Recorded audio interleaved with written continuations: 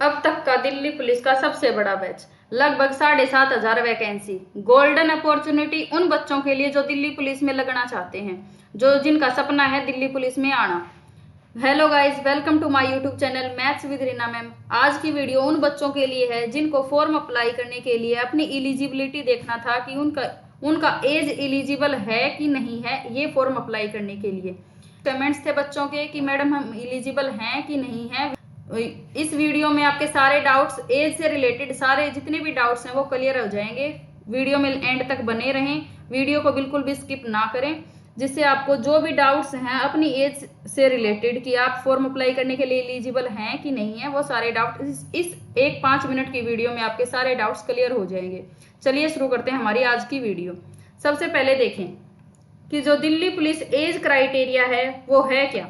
देखिए, age limit है जो दिल्ली पुलिस में है वो 18 से 25 साल है, चाहे वो मेल कैंडिडेट्स हैं चाहे फीमेल कैंडिडेट हैं, बोथ के लिए जो एज है वो 18 से 25 साल है। उसमें कुछ कैटेगरी हैं हमारी, जैसे OBC, SC, ST, hills area हो गए, जो या फिर जो दिल्ली पुलिस के बच्चे हैं, जो भी दिल्ली पुलिस में हमारे जिनका वार्ड सर्टिफिकेट बन जाता है, उन बच्चों को एज लेसन मिलता है। आज इस वीडियो में हम ये देखेंगे कि कितने से लेके कितने तक हमारी एज वाले बच्चे ये फॉर्म भर सकते हैं। देखो, age must be completed 18 years on 1/8/2023। देखिए, मोस्ट प्रोबेबली जब भी हमारे फॉर्म ओपनिंग डेट होती है उससे 1 महीने पहले की डेट तक हमारी 18 साल कंप्लीट हो जाने चाहिए। तो इस साल 1/9/2023 को हमारे फॉर्म शुरू हो रहे हैं। जो भी हमारे दिल्ली पुलिस के फॉर्म है वो 1/9/2023 से ऑनलाइन हो जाएंगे। तो इसका मतलब ये है कि अगर इससे 1 महीने पहले की एज फिक्स करते हैं 18 साल कंप्लीट होने की, तो वो हमारी डेट होगी 1/8/2023। तो 1/8/2023 को आपकी एज है वो 18 साल पूरी हो जानी चाहिए, तो आप एलिजिबल हैं फॉर्म अप्लाई करने के लिए। तो यहाँ पे देखो, candidates should not have born earlier than 2/8/1998। जिन बच्चों की डेट ऑफ बर्थ 2/8/1998 से पहले की है वो बच्चे फॉर्म भरने के लिए एलिजिबल नहीं हैं। जिन बच्चों की एज 2/8/1998 से लेकर 1/8/2005 तक है, सिर्फ वो ही बच्चे फॉर्म भरने के लिए एलिजिबल हैं। जिन बच्चों को कोई भी एज में रिलैक्सेशन नहीं है वो बच्चे 2/8/1998 से लेकर 1/8/2005 तक ही उनकी जिनकी एज है वही बच्चे ये फॉर्म अप्लाई कर सकते हैं। आपकी आयु 1/8/2023 को 18 साल पूरी हो जानी चाहिए। किसी भी उम्मीदवार की अगर जन्म तिथि 2/8/1998 से पहले है या 1/8/2005 के बाद की है तो वह फॉर्म अप्लाई नहीं कर सकता, वो एलिजिबल नहीं है। सबसे ज्यादा डाउट बच्चों को आ रहे हैं ये वाली एज पे, जो बच्चे अपनी पहला फॉर्म अप्लाई करने वाले हैं जिनकी एज 18 साल या तो सितंबर में पूरे हो रहे हैं या अगस्त में हो रहे हैं। जैसे किसी के अगर 2 अगस्त को भी डेट ऑफ बर्थ है तो वो बच्चा भी एलिजिबल नहीं है फॉर्म अप्लाई करने के लिए। बहुत सारे बच्चों को सिर्फ यही डाउट है कि वो फॉर्म भर सकते हैं कि नहीं भर सकते।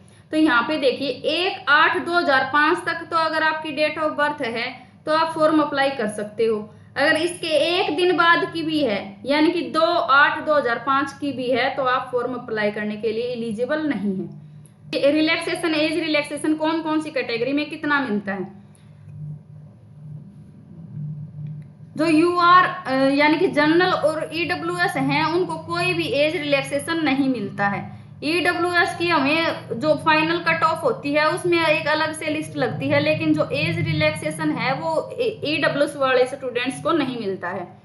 तो ये जो ईडब्ल्यूएस है, उन जो बच्चे जनरल में या ईडब्ल्यूएस कैटेगरी से बिलोंग करते हैं उनकी एज क्राइटेरिया सेम यही है, 2/8/1998 से लेकर 1/8/2005 तक जिनकी डेट ऑफ बर्थ है सिर्फ वो ही बच्चे फॉर्म अप्लाई कर सकते हैं। जैसे मान लो अगर आपकी यहाँ पे कई बच्चों के सवाल थे कि अगर उनकी 13 जुलाई 2005 का डेट ऑफ बर्थ है तो क्या वो फॉर्म भर सकते हैं। तो जिनका जुलाई में डेट ऑफ बर्थ है वो फॉर्म भर सकते हैं, लेकिन जिनका अगस्त में जन्म है वो फॉर्म नहीं भर सकते, ठीक है, क्योंकि अगस्त वालों का 18 साल 1 महीने पहले पूरा नहीं होता। कम से कम 1 महीने पहले आपकी पूरी हो जानी चाहिए उम्र 18 साल। और जो SC ST के कैंडिडेट्स हैं उनको 5 साल की छूट मिलती है एज में। तो उनकी डेट ऑफ बर्थ 2/8/1993 से 1/8/2005। देखिए सब में एक चीज आपको कॉमन दिखेगी, 1/8/2005, 1/8/2005, यानी कि कम से कम 18 साल आपकी एज होनी ही होनी चाहिए। जो एज रिलैक्सेशन है वो आपको अपर एज लिमिट में मिलता है, लोअर में नहीं मिलता। कई बच्चों को डाउट रहता है कि मैडम हम तो OBC से हैं तो हम 18 से कम में भी फॉर्म भर सकते हैं क्या? नहीं भर सकते। 3 साल का ये जो एज रिलैक्सेशन है ना, ये हमें अपर एज लिमिट में मिलता है, यानी कि 25 साल के बाद से शुरू हो जाता है ये 3 साल का रिलैक्सेशन। जिन बच्चों की 25 साल एज हो गई और जो कैंडिडेट हैं OBC से, तो वो अगर उनकी एज 26 साल है तो भी फॉर्म भर सकते हैं, लेकिन अगर जनरल से हैं तो वो फॉर्म नहीं भर सकते। यहाँ पे हमें एज रिलैक्सेशन मिलता है OBC में और SC ST में, ठीक है। लोअर में हमें कोई भी रिलैक्सेशन नहीं है, एक दिन का भी नहीं है। अगर आपकी डेट ऑफ बर्थ 2/8/2005 है तो भी आप फॉर्म नहीं भर सकते। उसके अलावा हमारे जो स्पोर्ट्स पर्सन हैं जिन्होंने अपनी स्टेट को नेशनल लेवल पे या नेशन को इंटरनेशनल लेवल पे प्रेजेंट किया है, उनको भी एज रिलैक्सेशन है 5 साल का। उनकी भी एज अगर 2/8/1993 से लेकर 1/8/2005 तक है तो वो भी ये फॉर्म भरने के लिए एलिजिबल है। देखिए कई बच्चे क्या कर रहे हैं कि अगर हमें मान लो एज रिलैक्सेशन मिल रहा है 5 साल का और अभी है 25 साल के, तो वो क्या सोचेंगे कि अभी हमारे पास तो 5 साल है। ऐसा कोई भी कैंडिडेट ये सोच के ना चले कि हमें 5 साल का रिलैक्सेशन मिल रहा है तो हम 5 साल तक फॉर्म भर सकते हैं या 5 वैकेंसी और देख सकते हैं। बिल्कुल भी नहीं। आप सिर्फ जो भी हमारा अटेम्प्ट है ना, उसको अपना लास्ट अटेम्प्ट समझ के अपनी तैयारी करो। अभी दिल्ली पुलिस का एग्जाम नवंबर में होएगा तो उसमें हमें 5 महीने का टाइम है। इस 5 महीने में अपनी इतनी मेहनत लगा दो, इतनी जी जान से मेहनत करो कि ये वाला सिलेक्शन तो हमें लेना ही है। तो ये वाली भर्ती है, ये समझ लो कि ये हमारा लास्ट अटेम्प्ट है, इसके बाद हम फॉर्म भर ही नहीं सकते। ये सोच के अपनी प्रिपरेशन करो, आपका सिलेक्शन 100% श्योर है। इतना बड़ा बैच कभी भी नहीं आया, खासकर फीमेल कैंडिडेट्स के लिए। आज तक 2400 से ज्यादा वैकेंसी फीमेल कैंडिडेट्स की नहीं आई हैं। हमारा बैच सबसे बड़ा बैच था 2018 का। उस टाइम पे 2448 लड़कियां थी, जो अब तक का सबसे बड़ा बैच था। लेकिन जो अब 2023 में बैच आ रहा है वो 2018 से भी बड़ा बैच आएगा, जो जिसमें 2500 लड़कियां होंगी लगभग।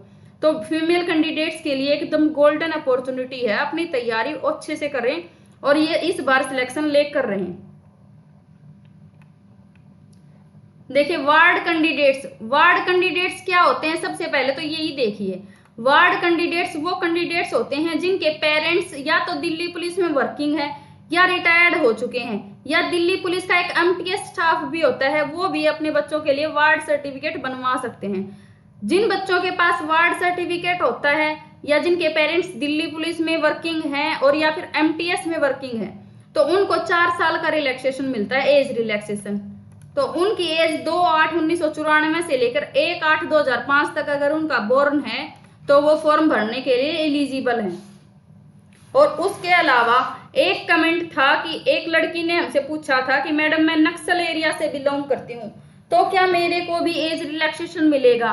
देखिए एज रिलैक्सेशन दिल्ली पुलिस में नक्सल एरिया के लिए कोई भी एज रिलैक्सेशन नहीं है। ये रिजर्वेशन उनको पैरामिलिट्री फोर्सेस में मिलता है, जैसे SSB, ITBP या जो CISF, CRPF, इनमें हमें एज रिलैक्सेशन मिलता है नक्सल एरिया के बच्चों को। लेकिन दिल्ली पुलिस में उनके लिए अलग से कोई रिजर्वेशन नहीं है। उसके अलावा हमारे जो विडो, डाइवोर्स्ड और जिनका जैसे जुडिशली सेपरेटेड वुमेन्स हैं, जो अपने हस्बैंड से अलग रहती हैं लीगली, या फिर जो विधवा औरतें हैं और जिनका तलाक हो चुका है और जिन्होंने दोबारा शादी नहीं करी है, ऐसी लड़कियों को भी 5 साल का एज रिलैक्सेशन मिलता है।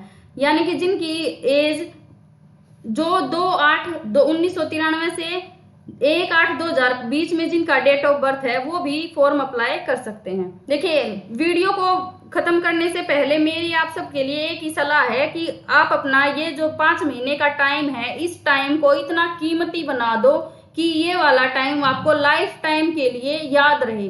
इस टाइम को ये सोचो कि ये टाइम हमारे लिए एक जो गोल्डन पीरियड होता है वो वाला टाइम है।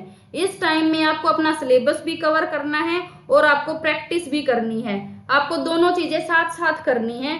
दिल्ली पुलिस की तैयारी बहुत अच्छे से करनी है, जिसमें आपको सबसे पहले अपना एक कोर्स पूरा करना है, चाहे वो आप ऑफलाइन कोर्स लें या ऑनलाइन कोर्स लें। इनमें से कोई भी एक कोर्स लें। कम से कम 3 महीने का कोर्स होता है, जिसमें आपका दिल्ली पुलिस का पूरा कोर्स कवर हो जाता है। उसके बाद 2 महीने बचेंगे, उसमें आप अपनी प्रैक्टिस करें, मॉक टेस्ट लगाएं, जितना प्रैक्टिस कर सकें प्रैक्टिस करें।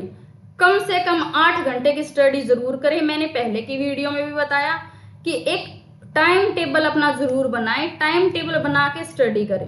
अगर आपको आज की वीडियो पसंद आई तो वीडियो को लाइक एंड सब्सक्राइब कीजिए। Thanks for watching.